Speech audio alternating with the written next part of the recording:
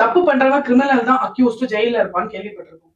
ஆனா நாம எல்லாருமே கிரிமினல்ஸ்னா உங்களால நம்ப முடியுமா? என்னன்னு கேக்குறீங்களா? ஜெயில இருக்கவங்க தானே கிரிமினல்ஸ். வெளியவும் இருக்காங்க, அது வேற விஷயம். பட் என்னன்னா ஜெயில நீங்க என்ன மீன் பண்றேன்னா, நம்மளோட மைண்ட் தாங்க. நம்மளோட ஓன் தாட்ஸ் எல்லாமே நம்ம வந்து சிறைச்சாலை மாதிரி போட்டு வச்சுட்டு, இது இப்படிதான்னு சொல்லி அதுக்குள்ளவே நம்ம விம்பி விம்பி விம்பி தினமும் அழுதுட்டு இருக்கோம் பாத்தீங்களா? மேல முன்னேற முடியாத. அதை தாங்க சொல்றேன். நாமளும் ஒரு கைதி, நம்மளோட மனசு ஒரு சிறைச்சாலைன்னு அதை தான் நான் சொல்றேன். உங்களுக்கு ஒரு சின்ன குட்டி கதை சொல்லட்டுங்களா? ஒரு குதிரை இருந்ததுங்க. ஒரு ஊர்ல ஒரு குதிரை இருந்தது. அந்த குதிரைக்கு ஒரு ஓனர் இருந்தாரு. அந்த ஓனர் வந்து அந்த குதிரையை ரொம்ப அன்பா பாசமா பாத்துக்கிட்டாரு. அத வந்து ஒரு அழகான ஒரு புல்வெளியில அதுக்கு ஒரு ஷெட் அமைச்சு அந்த குதிரையை வந்து நல்லா பாத்துக்கிட்டாரு அவர் இருக்க வரையில. திடீர்னு ஒரு நாள் அவர் வந்து இறந்து போயிடுறாரு. இறந்து போன அப்புறமா அந்த குதிரையை பாத்துக்க யாருமே இல்ல. அந்த குதிரையை வந்து கட்ட அவிழ்த்து விட கூட யாரும் இல்ல. சோ அந்த குதிரை என்ன ஆச்சுன்னா, நாள் பட அது விசனத்திலேயே நம்மள யாரும் பார்க்க வரலன்ற ஒரு செப்பரேஷன். அதுக்கப்புறமா நம்ம யார்கிட்டயும் பேச முடியல, நம்ம சாப்பிட முடியல. இப்படிலாம் ஒரு ஸ்ட்ரெஸ், டிப்ரஷன்ல யோசனை பண்ணி என்ன ஆச்சுன்னா, அது தன்னோட மைண்டையே ஒரு சிறைச்சாலையா மாத்திருச்சு. சோ அது என்ன நினைச்சிருச்சுன்னா, இதுதான் நம்மளோட உலகம் இனிமே. நம்ம இனிமே இப்படிதான் பட்னியா இருக்க போறோம் போல. நம்மளுக்கு அங்க ஆப்போசிட் சைடுல இருக்க காம்பவுண்ட்ல இன்னொரு குதிரைகள் சத்தம் எல்லாம் கேட்கும். அப்ப அதுக்கு வந்து போய் பார்க்கணும், பேசணும், விளையாடணும் இப்படிலாம் தோணும். ஆனா இங்க கட்டி போட்டு வச்சிருக்கிறதுனால இந்த குதிரை வந்து அதே மைண்ட் செட்டப்ல அப்படியே வாழ ஆரம்பிச்சிருச்சு. கொஞ்ச நாள் போக போக அதுவே பழகிடும்னு சொல்லுவாங்க இல்லையா? அந்த மாதிரி பழகி போச்சு.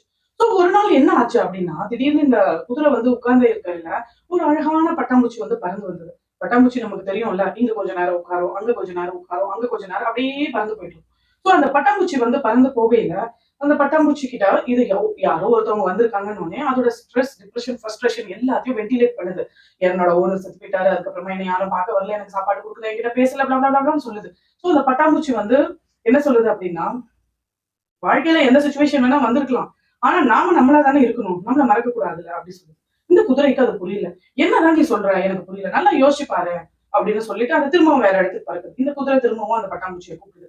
திரும்ப வந்து அட் லாஸ்ட் அந்த பட்டாம்பூச்சி ஓப்பன் அப்பா வந்து சொல்ல ஆரம்பிச்சிருச்சு. குதிரையே இங்க பார். நீ ஒரு குதிரை. குதிரைன்னா எப்படி இருக்கணும்? ஹாப்பியா இருக்கணும், கர்வமா இருக்கணும், ஓடிக்கிட்டே இருக்கணும், சுறுசுறுப்பா இருக்கணும் இல்லையா? ஆனா நீ என்ன பண்ற? எப்படி இருக்க? நீ எப்படி இருக்க நீயே பாரேன். அப்படின்னு சொல்லி உரைக்கிற மாரி தலையிலேயே நல்லா அடிக்கிற மாரி அந்த பட்டாம்பூச்சி சொல்லிட்டு போனதுக்கு அப்புறமா, அந்த குதிரையோட ஞானக்கண் திறந்த மாதிரி ஆச்சு. அப்ப அது வந்து யோசிக்க ஆரம்பிச்சுச்சு. ஓஹோ! நாம இதுல தப்பு என்னன்னா, கைதியா நம்ம ஆக்கப்பட்டது தப்பில்ல. சூழ்நிலை வந்து தப்பில்ல. அந்த சூழ்நிலைக்கு நம்ம அடிமை ஆயிட்டோம்ல, அதுதான் தப்பு. அந்த சூழ்நிலையில இருந்து நாம எப்படி வெளியில வரணும், நம்மள காப்பாத்திக்கணும், நம்மள அதுல இருந்து வெளியில எடுக்கணும்னு புத்திசாலித்தனமா யோசிக்காம, அது அந்த சூழ்நிலைக்கு அடிமையானது அதோட தப்பு. சோ அது அதுக்கப்புறமா தான் அத யோசிச்சுச்சு. நாம தன்னிலையை எப்பவுமே நம்ம மறக்கக் கூடாதுங்க. What ever the situation may be. எவ்வளவுதான் ஸ்ட்ரெஸ் உங்களுக்கு வரட்டும், எவ்வளவுதான் டிப்ரஷன் உங்களுக்கு வரட்டும், எவ்வளவு கோவ, தாபங்கள், இரிட்டேஷன்ஸ், ஃபெயிலியர்ஸ் எது வந்தாலுமே, நமக்குள்ள இருக்க அந்த ஸ்பெஷல் குவாலிட்டி பாசிட்டிவிட்டிய நாம விட்டு குடுக்கவே கூடாது. அந்த பாசிட்டிவிட்டிய நீங்க கல்டிவேட் பண்ணிக்கணும்னா, பகவத்கீதைன்ற புக்க நீங்க படிக்கணும். ஏன்னா, it's not a religious book. It's life's manual book. உங்களோட மென்டல் ஸ்ட்ரென்த்தை வளர்க்கக்கூடிய பூஸ்ட் அது. காம்ப்ளான் குடிச்சா பூஸ்ட் குடிச்சா வர எனர்ஜி மாதிரி உங்க மைண்டுக்கு வர எனர்ஜி இந்த கீதையில இருக்கு.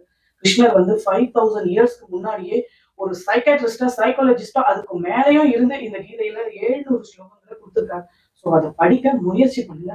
அதை தெரிஞ்சுக்க முயற்சி பண்ணுங்க. நம்மளோட internal strength, courage, internal peace, decision making, critical thinking இது எல்லாமே டெவலப் ஆகுதுங்க. இது எல்லாமே நான் என்னோட ஓன் அனுபவத்துல தான் சொல்லிட்டு இருக்கேன். கதை இல்ல. ஓகேங்களா? சோ அப்போ அந்த குதிரை அதுக்கப்புறமா அந்த பட்டாம்பூச்சியோட பேச்ச கேட்டு தன்னிலை மறந்து வாழ்ந்த அந்த வாழ்க்கைய நினைச்சு ஃபீல் பண்ண ஆரம்பிச்சு, அதுக்கப்புறமா அது அதுல இருந்து கட்டுகள் அவிழ்த்து விட்டு வெளியே வந்தா சிங்கம் மாதிரி அது ஒரே ஜம்ப் தான் அடிச்சதுங்க. அந்த காம்பவுண்ட விட்டு வெளியே வந்துருச்சு. நான் இதுக்குள்ளேயே இருக்கேன்னு இருக்க இருக்க பழகி அது இவ்வளவு நாள் வேஸ்ட் பண்ணிருச்சு. அதுக்கப்புறம் அந்த பட்டாம்பூச்சி அதோட கண்ணை திறந்ததில்ல. அது வந்து பறந்து வர மாதிரி பட்டாம்பூச்சி பறந்து போற மாதிரி ஒரே ஜம்ப் அடிச்சுச்சு. அதுக்கப்புறமா அது ஓடிட்டே இருந்தது. ஓடி ஓடி ஓடி அது ரொம்ப சந்தோஷமா அதோட லைஃப பாத்துக்குச்சு.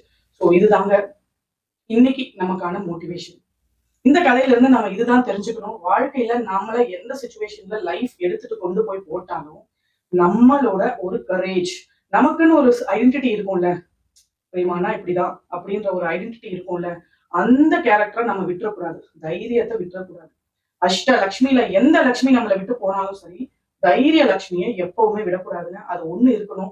ஹோப், நம்பிக்கை. அது இருந்தா வாழ்க்கையில எழுந்த எல்லாத்தையுமே நம்ம சம்பாதிச்சிடலாம்.